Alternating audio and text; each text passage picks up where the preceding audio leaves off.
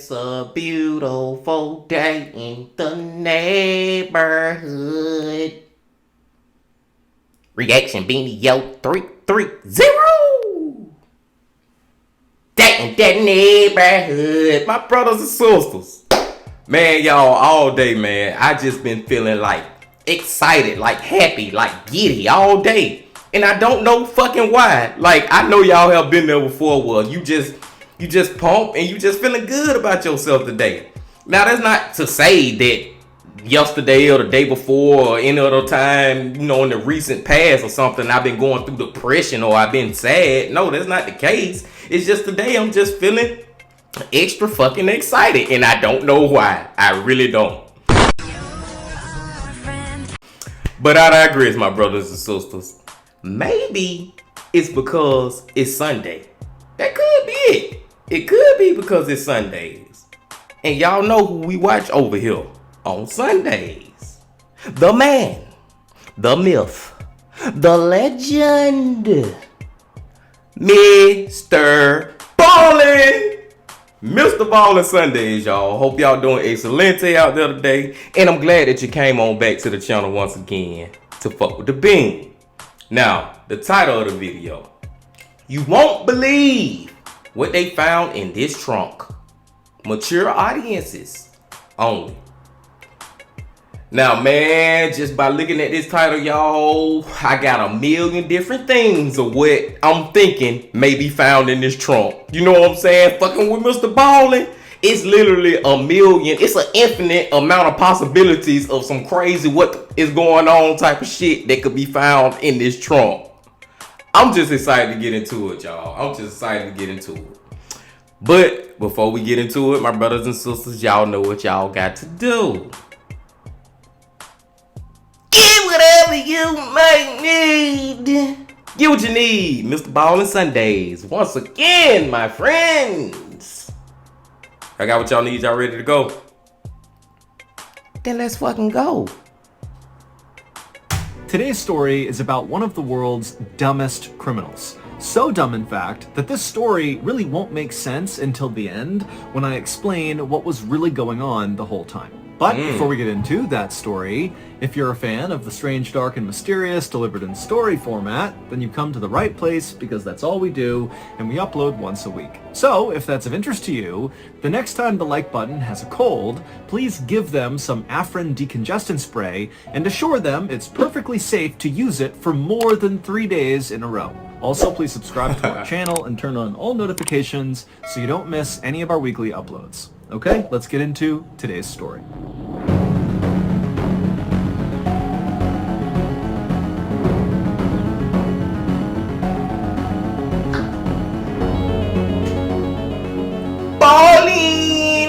At around 9 p.m. on Saturday, October 15th, 1988, a 33-year-old woman named Cheryl Petrie grabbed a candy bar off the rack inside of PJ's Market.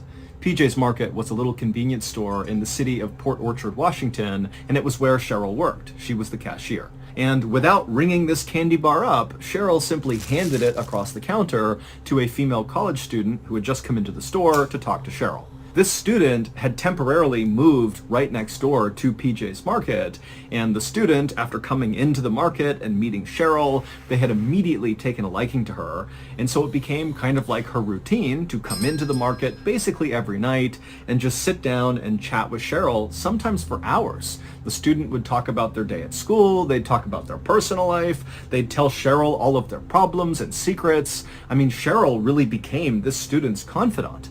And believe it or not, this was an effect that Cheryl had on lots of people. Cheryl was incredibly kind, she was empathetic, she was a great listener, she never acted like she was judging you, and she never gossiped about people. And also Cheryl had a very disarming sense of humor. It was very goofy, she was always cracking up at jokes that she had made, and so people just felt at ease around Cheryl. And they typically left interactions with her in a good mood. And on this night, when the student had come into the market, they had told Cheryl that they actually had found an apartment in Port Orchard that they were going to be moving to, so they were going to be leaving PJ's where they were now. But the student had said that they really had no money, and so it was going to be a challenge to furnish this apartment. Heck, it was going to be a challenge just to buy groceries for this apartment. And when Cheryl heard this, she first congratulated the student, but then also said, well, hey, I'll give you some of my own furniture because I don't need it all, and that will help you furnish the apartment. And then also Cheryl had grabbed that chocolate bar off the rack and given it to the student for free as a sort of like, you know, here's your first grocery as well. The student was totally floored by Cheryl's generosity. That's what I was going to say too real quick, y'all. It seems like so far Cheryl is a good person, you know what I'm saying? Like she offering to give the student furniture for a new place, and everybody around the area, you know, they know Cheryl, and she's a wonderful lady in her store, and Cheryl seems like she got a good reputation. Now let's see how long that goddamn lasts. And tried to tell her, you know, keep your furniture and you can keep this chocolate or I'll pay for it. But Cheryl insisted. She was like, nope, tomorrow I will bring you furniture and please take this candy bar. And so the student finally relented and thanked Cheryl profusely. And really, this behavior was so typical of Cheryl. She was a single mom raising a 9-year-old girl and a baby boy, and so she worked 2 jobs to make ends meet. On the weekends, she worked at PJ's Market, and then during the week, she worked at a Ford car dealership. But despite being totally swamped basically all the time providing for her family, any spare time Cheryl had, she tried to give it to other people. Whether that was helping a coworker with their resume or baking some goodies for a sick friend at church, Cheryl was all about helping other people. The area of Port Orchard where Cheryl lived was only about an hour away from the big city of Seattle, but to Cheryl, this part of Port Orchard felt much farther away than that.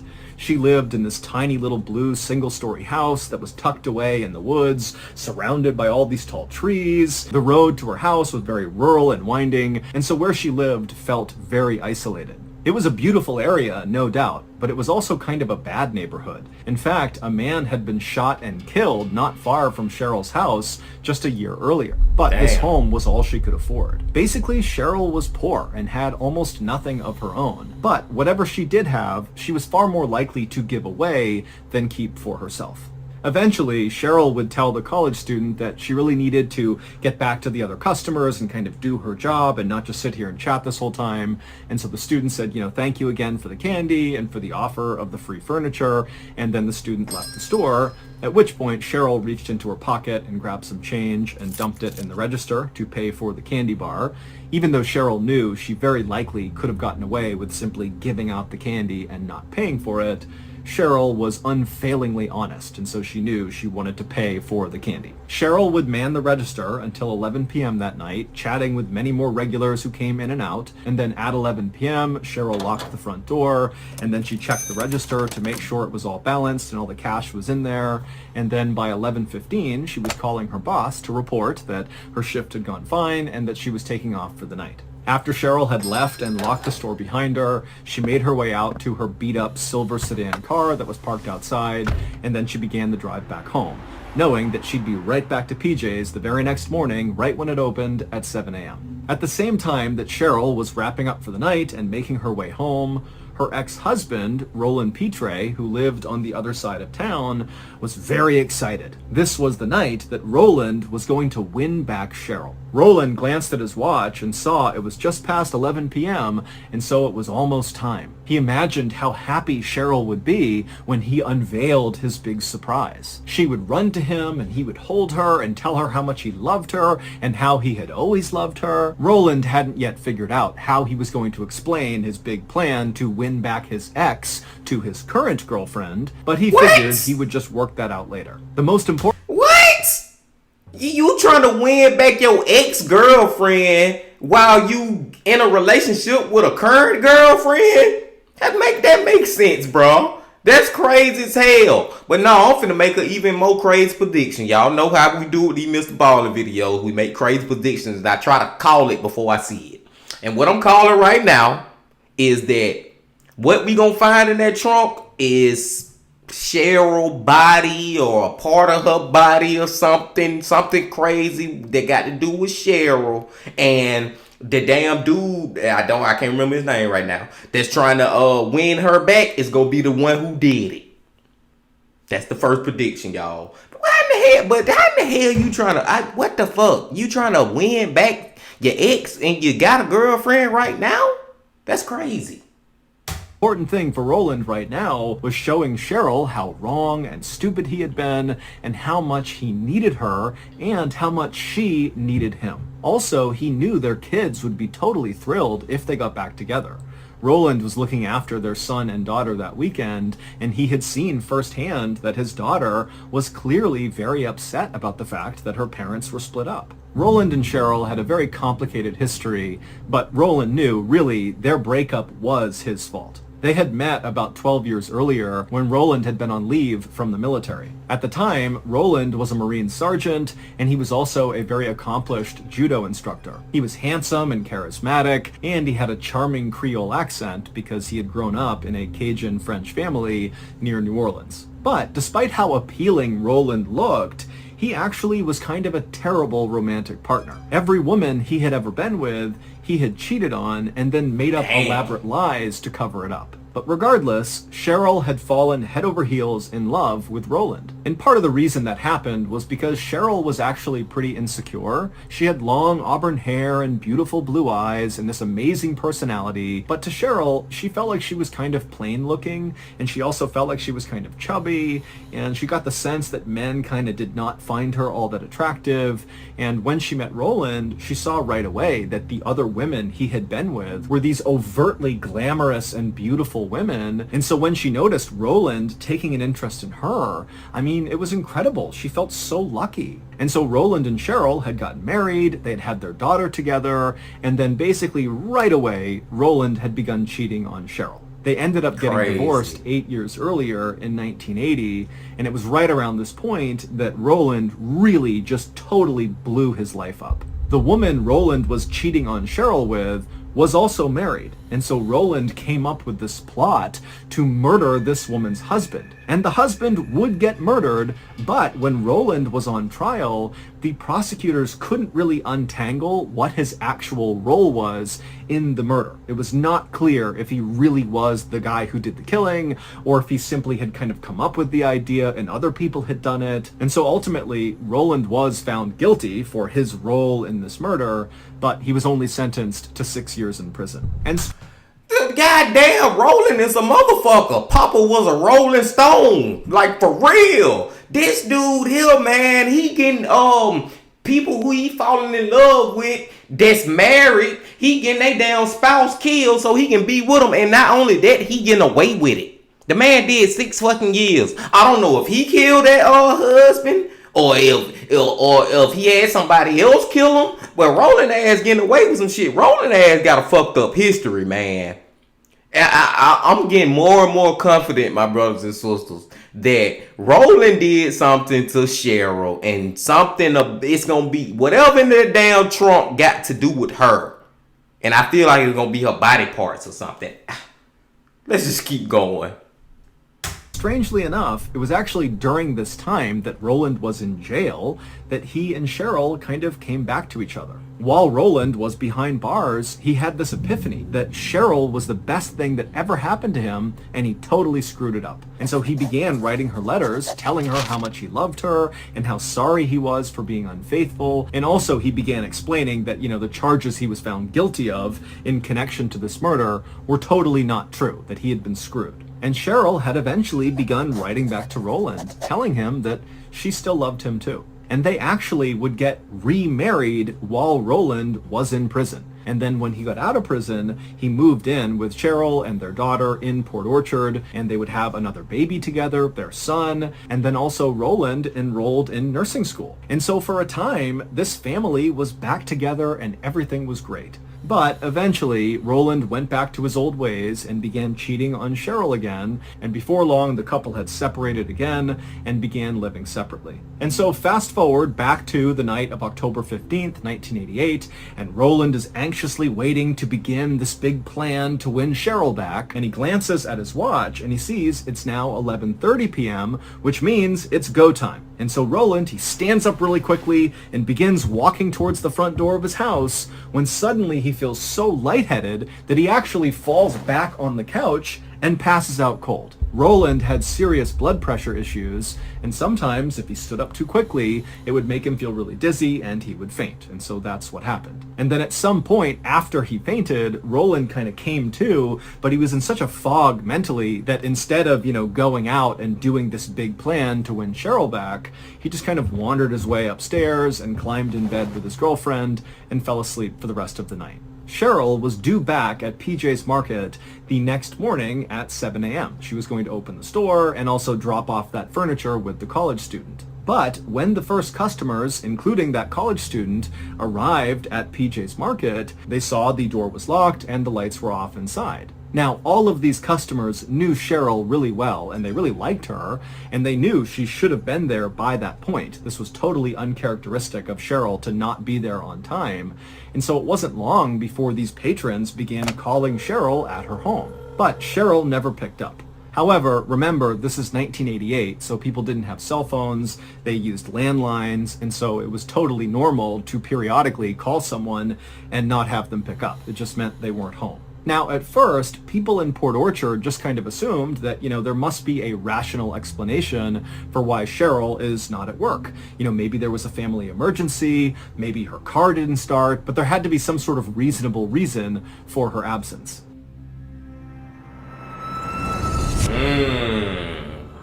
Thank you to BetterHelp for sponsoring. Y'all fuck with BetterHelp. And y'all tell me what the hell y'all think her reason for not being at work is.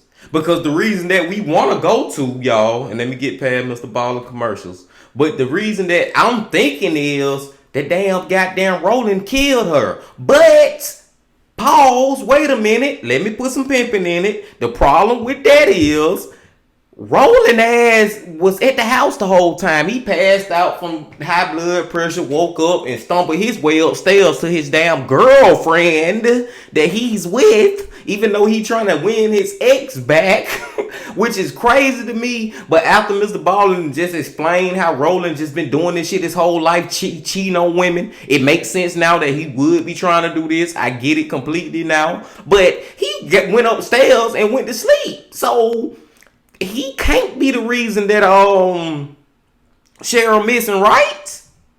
Right? I don't know, my brothers and sisters, but we finna see, man. This is like MrBallen said. This story not gonna make no sense until the end, I guess. But we're gonna keep on making our guesses until we get to the end. Your first month of therapy with BetterHelp and get matched with a therapist who will listen and help. Let's go.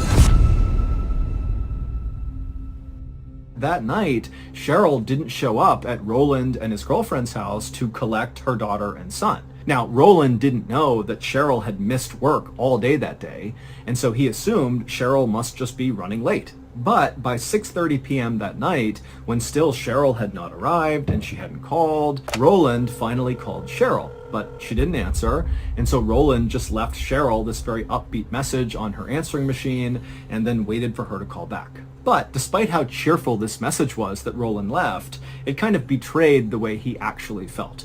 Roland was not happy. That morning, when he had woken up and realized he had slept through the night and not done the big plan to win Cheryl back, he felt so stupid. He had this chance to win her back, and he blew it. But over the next couple of hours, when Cheryl did not return Roland's call, he went from being solely worried about, how he blew this opportunity to win his ex-wife back, to now just being concerned about his ex-wife. Where is she? What's going on? And so late that night, Roland would actually call the police and report Cheryl missing. A deputy...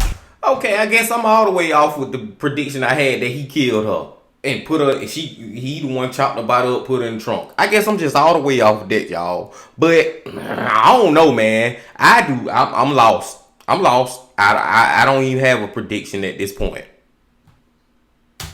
came out to Roland's house to take down this report, and then Roland actually gave the deputy a spare key to Cheryl's place, and then this deputy went to Cheryl's house. It was totally quiet. He knocked. There was no answer. He let himself inside using this spare key, and he found the home was totally in order. There was no sign of any disturbance whatsoever. The deputy eventually walked over to Cheryl's answering machine, and he saw there was a blinking light, which meant there were messages that had not been played yet. And so he hit play, and the first message was from Cheryl's daughter, who was calling to say goodnight and I love you. And then there were several messages from customers from PJ's Market that were calling to ask, why Cheryl was not at work and was she okay. There was a message from Cheryl's boss also asking, what's going on? Why aren't you at work? And then there was that message from Roland, who had called when she had not come to pick up the kids. And then the last message on the machine played, and when the deputy heard it, he knew something was terribly wrong. The last message was from a stranger who was calling Cheryl to be like, hey, I found your purse floating in Lake Union, which is near Seattle. And the stranger was like, I don't know if your purse was stolen and dumped here, or if you were here and you left it in the water or something, but I'd love to give the purse back to you. And the stranger left a phone number for Cheryl to call so she could come and pick up her purse. Okay, now we gonna switch. Now I got a little prediction, maybe. Maybe it ain't got nothing to do with Roland or nobody. Maybe when Cheryl, when she walked out the grocery store that night, locking the door, somebody came and attacked her and kidnapped her. Maybe it's a random stranger that we don't even know about in the story yet that did this. Maybe. Lake Union was only about an hour away from Port Orchard, where Cheryl lived, but there was just no real reason she would ever be around Lake Union. She never went on trips. She didn't have the time or money to, even for short ones, like going to Lake Union an hour away. And then also, Cheryl's entire life was in Port Orchard, and her life was her kids, her jobs, and the church. And so there was just no logical explanation for why Cheryl's purse would be in Lake Union. But regardless, detectives from Port Orchard, along with police from Seattle, linked up and went out to Lake Union and began looking for Cheryl's car, because maybe she did go out here, maybe she did lose her purse in the water, and maybe she's still here. But Lake Union is a very busy place with lots of people and businesses living right along the water's edge, and even more people living right on the water in houseboats. And so there were literally thousands and thousands of cars all over Lake Union, so trying to find Cheryl's nondescript silver sedan took some time. But on the night of October 19th, so 3 days after Cheryl had failed to show up at PJ's Market for that 7 a.m. opening, police would find her car near Lake Union. And at first, it seemed like, Cheryl must have just driven here and abandoned the car for some reason, because there was no sign of a struggle inside or outside of the car. There was nothing strange about this car. It was just parked in a lot. But when authorities went around to the back of the car and used a screwdriver to pop open the trunk, they realized right away that that could not have been what happened, because Cheryl was in the trunk. Oh, she was deceased and very clearly had been beaten to death.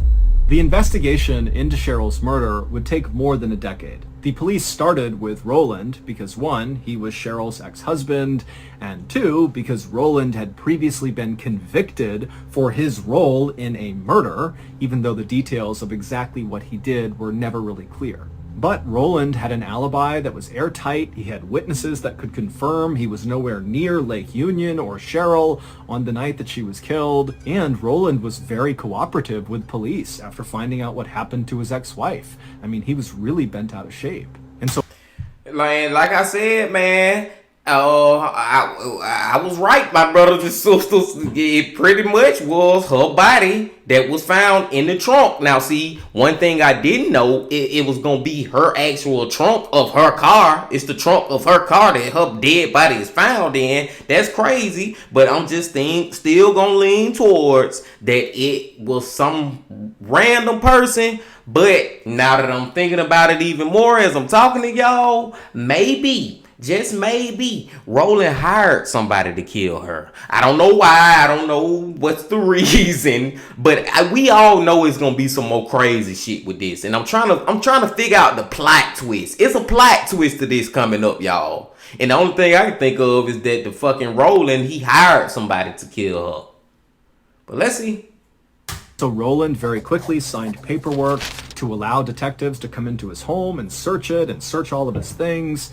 And he also began regularly contacting the police to offer up any information he could think of that could be useful, including an odd story he told about this young man that was following Cheryl around in the few days before she died. He didn't know much about it, but he knew there was something odd happening with this young man. Now, Roland didn't really have much more information than this suggestion that somebody was following her around, and so police were never really able to fully follow up on that lead. But police did interview virtually everybody in Cheryl's life, from her friends to her family to her co-workers at the Ford dealership and PJ's Market. They talked to people at church who knew her, and nobody really popped up as being very suspicious. Basically, everyone said, look, Cheryl was this incredible person who everybody seemed to love. It makes no sense that somebody would want to harm her. But a year after Cheryl's death, the police would get their first big break in this case. A newspaper journalist contacted the police to let them know that this random young man had contacted him and confessed to killing Cheryl and then hung up without giving his name or his location or how to get in touch with him again. It was almost like this person had called just to get this huge secret off their chest somewhat anonymously. The police convinced the journalist to actually write a story about this strange call he got to see if maybe they could flush out this young man who had just confessed. And when this article ran in the newspaper, one of Cheryl's old co-workers from the car dealership called the police to be like, hey, there was this young man who worked at this dealership with us and with Cheryl who was totally creepy and definitely had a thing for Cheryl. The co-worker said this guy's name was Albie Brotsweller and that he worked in the garage and he was known as a kind of odd guy with a short temper who totally creeped out all the women who worked at the dealership. And this co-worker would tell police that before Cheryl died, she had been working with Albie on his resume. And while they had been working together, Albie had developed this weird fixation on Cheryl. And when police began looking into Albie, they discovered he had quit his job at the dealership a day before Cheryl went missing, and then a couple of days after he had quit, so by this point Cheryl has been found murdered, one of Cheryl's colleagues said they saw Albie, and he had this really deep cut on his hand that he kept wrapped in a big bandage. Detectives would also discover that Albie's father lived right near PJ's Market, and Albie's mother lived right near the area where Cheryl's car had been found, out near Lake Union. And so suddenly, Roland's previously odd-seeming story about some random young man following Cheryl around before she was murdered made a lot of sense. It seemed like Albie was this strange young man Roland was talking about. Yeah. When detectives tracked Albie down, he was sullen and totally uncooperative. But eventually the police got him to talk, and he would tell them that he had cut his hand fishing. And so police rounded up all these people Albie said he had been fishing with when he cut his hand, and in separate interviews, all of those people confirmed that Albie was telling the truth. And also police knew that even though circumstantially Albie looked really suspicious, there was not a single shred of actual evidence that tied him to Cheryl's death. And so pretty quickly, Albie was let go, and the police at that point kind of hit a dead end in this case. And in fact, the case went totally cold at this point. And then, one day in 2002, so 14 years after Cheryl was murdered, a man in prison got word out to police that he actually knew exactly who killed Cheryl. Y'all think it's still got something to do with Roland, or do it got something to do with Albie? Like, before we really get into the meat and potato real quick, my brothers and sisters, let's just see what we think, man. Because Albie, he could have been the one to do it. But, like MrBallen just said, there's no evidence to really put it towards him. Like, this remind me of a story that we watched a couple of days ago, man. I can't remember, was it Mike from that chapter? It was a story where it was no fucking evidence for real to actually prove it. But come to find out, we got somebody in prison who gonna probably prove it. So let's see. Said the murderer's name was Frederick J. McKee and that he was currently incarcerated for cooking meth.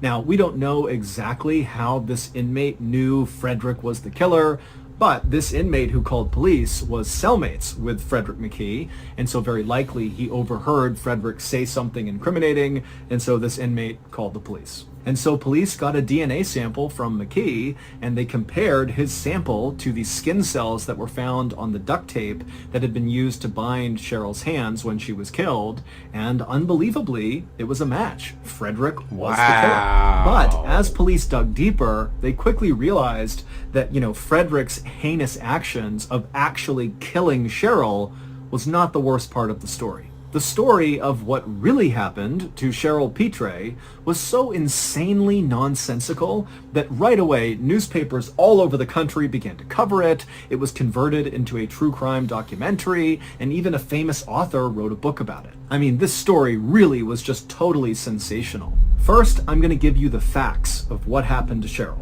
and then Time out, MrBallen. Hold on, we gotta stop it real quick, my brothers. So real quick before we actually realize what the fuck happened, because I feel like my fucking head is finna be freaking blown off my shoulders, man. Like for real, man. Because this dude right here, he's so random. What does he have to do with this story? This dude came out of nowhere, and we got the tip from a damn inmate that came out of nowhere. How? I just feel like this shit gonna either tie back to Roland or RB, Adi, whatever his name is, in some kind of way. That's the only thing I can say. Now let's fucking see, my brothers and sisters. then I'm going to give you the absurd and tragic explanation for why these things happened to Cheryl. Late on the night of October 15th, 1988, so the night that Cheryl disappeared, the meth cook, Frederick J. McKee, ambushed Cheryl as she came home from PJ's Market. We don't know exactly where the ambush happened, but we think it happened right outside of Cheryl's home. And after he ambushed her, he forced her into her own trunk, he bound her hands, and then began savagely beating her. Now, based on her injuries, Cheryl obviously put up a big fight, kicking and punching and trying her best to get out of the trunk, but eventually Frederick had taken the actual metal of the trunk and began slamming it down on Cheryl's face, and that allowed him to overpower her and eventually beat her to death. And then after she was dead, he shut the trunk with Cheryl inside of her car, and then he drove her car all the way out to Lake Union, and then he abandoned the car with Cheryl still inside of it and chucked her purse into the water. But this terrible night was not supposed to go this way. Here's what was going on in the background. At the same time that Cheryl was closing up shop at PJ's Market and beginning her trip back home, her ex-husband, Roland, on the other side of town, was sitting in his house anxiously checking his watch, waiting for the right time to launch this big plan that was going to win Cheryl back. Roland's big plan was that he was going to save Cheryl's life. He had hired his buddy, Frederick J. McKee, the meth cook, who he had met in prison, and he had given Frederick a spare key to Cheryl's house. McKee was instructed by Roland to sneak into Cheryl's place before 11 p.m., so before she came home from work, and then when she got home, McKee was supposed to jump out and ambush her and tie her up and abduct her. Roland had actually gone with McKee to a hardware store to purchase the rope and duct tape that McKee would use to tie Cheryl up. But when McKee actually got to the point in the plan where he was physically removing Cheryl from her home to go take her who knows where, that was when Roland was going to jump in and save the day. And Roland had really thought about how this moment was going to go. He was going to kick the front door in and jump inside and scream at McKee, "You can't do this!" and then attack him with his judo skills until McKee ran off scared, at which point Roland would cut Cheryl free and she would grab onto him and say, "Oh my goodness, you saved me, I love you, I need you." And then, Bro, this man Roland trying to turn this shit into a Marvel movie, ain't it? This nigga think this man think he Captain America or something out here. What in the freak is you doing, Roland? Roland. Wow. then after this, Roland believed they would get back together and they would live happily ever after. However, on the night of October 15th at 11:30, when Roland looked at his watch and saw it was time to go save his ex-wife, he stood up so quickly from the couch because he was so excited to go do this thing that he had one of his low blood pressure episodes and he fainted. And then when he came to a little while later, instead of going out the door to really at this point stopping this abduction from happening, Roland just kind of trudged upstairs and went to sleep. And this was a really big problem because Frederick J. McKee, the meth cook, he was hired to actually abduct Cheryl. He was not aware that this was actually a setup for Roland to come in and save the day. McKee literally believed Roland wanted him to abduct his wife. And he didn't ask any questions. He just said, okay, I'll do that. And then when Roland didn't show up, Frederick went through with the actual abduction of Cheryl. And during this abduction, things got out of hand and Frederick wound up beating Cheryl to death. And on another note, y'all, on a more serious note, man, freaking Roland knew what was going on. He knew who had killed Cheryl. He knew because he the one set all this shit up. He just decided to go to sleep, and the whole plan just went to shit. It became a shit show, and it became fucked up, man. Rest in peace to Cheryl. But Roland knew, and he tried to play dumb with the police. He did play dumb. Fuck acting playing dumb. He did play dumb. This dude need to be charged with something. I don't know what it is, but he gotta face some consequences for this. Both Roland and McKee would be convicted for the murder of Cheryl Petrie. And by the time the cops had finally solved this cold case, Roland was actually already in prison for attempting to kidnap the son of another ex-wife in an effort to impress this ex-wife. It had not worked. This dude here is crazy, man. He tried to do the same shit again, man. He literally tried to, like, this dude here is off, just like how he did. Whatever he try to do, this the type of dude that I think he is. One of them type of people who, whatever they do, they repeat themselves like a motherfucker. Like, they continuously do it. Just like his cheating ways. He just always cheating on anybody he with. He just keep on cheating. Now he got this whole, I'm gonna be the Iron Man of the Marvel universe, and I'm gonna save my girlfriend. I'm Spider-Man, come in and save my girlfriend. Like, he really think he on some shit like that, man. This man here is crazy. Roland was ultimately sentenced to 40 years in prison, which was on top of the 25 years he was already serving, and McKee would get 20 years. Crazy. Once the news headlines fade about whatever terrible thing happened to them, the victims of violent crime and their families are often left to pick up the pieces of their shattered lives all on their own. This is why we started the MrBallen Foundation. It is a registered 501c3 charity whose sole purpose is to help these forgotten people. However, we can't do it alone. Since last year, with your help, we were able to raise and give away to victims of violent crime and their families over $500,000. And this year alone, our studio, Ballen Studios, is going to donate $1 million. And to be clear, the MrBallen Foundation does not make a profit. Zero. Meaning 100% of your donations to the foundation go to the cause. Not to overhead, not to salaries, nothing. It's just the cause. So if you're looking for a highly transparent, very active charity that is just trying to do the thing we say we do to support victims of violent crime and their families, then look no further than the MrBallen Foundation. To make a donation, simply go to MrBallen.Foundation and click on Donate. Again, that's MrBallen.Foundation and click Donate. Donate to MrBallen Foundation, man, if y'all want to, man, because dude out here, MrBallen changing lives, y'all.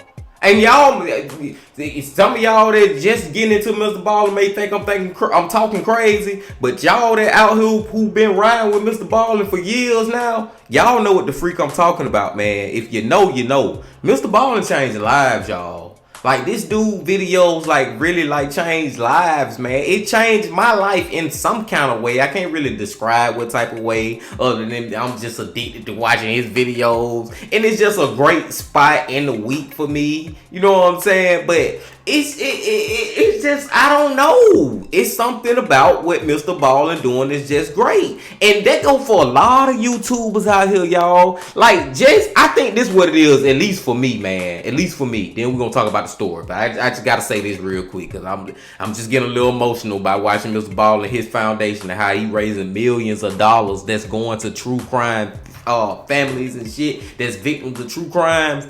But what I'm saying, at least for me, and it's not like I said, just not only MrBallen, but these YouTubers that tell these true crime, horror, dark, deep, and mysterious what is going on type of stories, like they really a part of my life, man, and they kind of like give me an escape, and I just enjoy their content, man. It's almost like when I was a child. This is exactly what it is. Not even almost. I just figured it out. This is exactly what it is, my brothers and sisters. It's like when you was a child and you used to love to watch your favorite cartoons. Me, how I just used to love and enjoy to watch the Rugrats and shit. You know what I'm saying? It's the same thing, man. Like they bring that joy to your life, man, that it's just freaking amazing, man. It's just freaking amazing.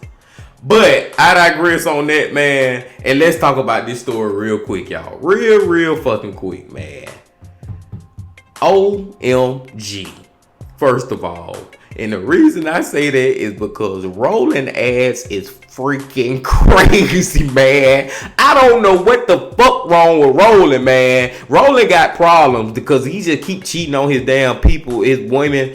He getting ridiculous with it. He with a woman and he's still trying to get back with his ex-wife and don't know how he gonna explain. He was gonna literally try to if Cheryl would have been like, okay, if the plan would have worked out and Cheryl would have wanted to be back with him, it seemed like some kind of way he was gonna try to convince the current girlfriend that he was with to I'm back with my ex-wife, but I still want to be with you. You know what I'm saying? Like he was gonna try to have both of them at the same time or some shit, man. But that whole, it's like he tried to create a movie scene or something, man.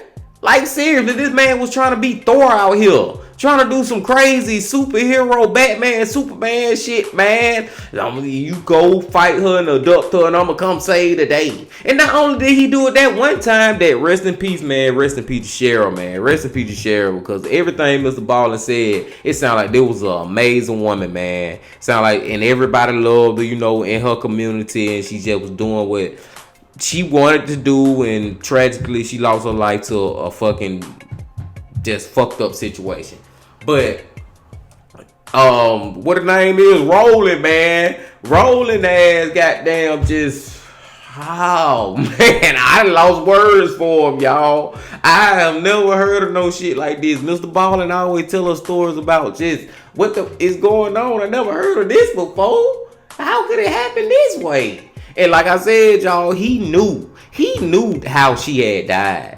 Because you the one who set all this shit up. But instead of you goddamn going and doing your Spider-Man moves on the bad guy, you want to go to sleep and get down with your girlfriend upstairs. Crazy, man, crazy. And then not only the fact, like, bro, he didn't even hire no fake person. He hired somebody who really thought that was he really thought, yeah, I want you to abduct her. And that dude ain't play, man. That dude straight killed that damn lady, man. I'm done, my brothers and sisters. I digress. I have held y'all long enough, man. It is time to get up out of here. Y'all know how I can go on my tangent, especially when we talking about a MrBallen story. Y'all just make sure y'all hit that like button, comment, subscribe, and do all that for me. And make sure you come on back very soon. And until then, my friends, love, peace, and happiness. Stay safe. Don't stop. Keep going. Yeah.